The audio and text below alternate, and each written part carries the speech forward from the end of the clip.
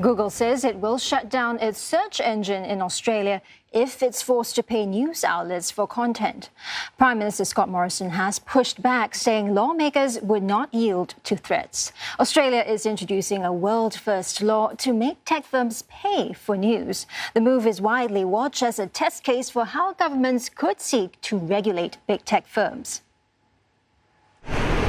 Google threatened to block its search engine in Australia on Friday if the government there proceeds with a new code forcing it and Facebook to pay news companies for the right to use their content.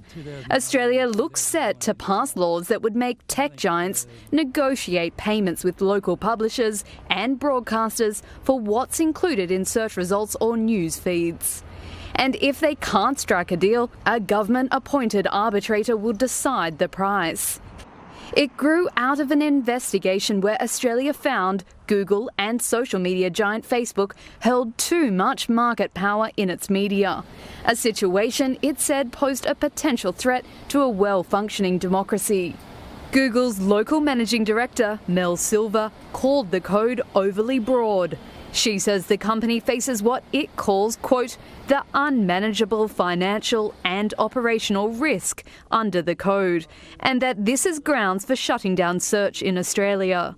In its current form, the code remains unworkable, and if it became law, would hurt not just Google but small publishers, small businesses and the millions of Australians that use our services every day. The US government also piled pressure on Australia on Tuesday to scrap the proposed laws. And on Friday, Prime Minister Scott Morrison hit back.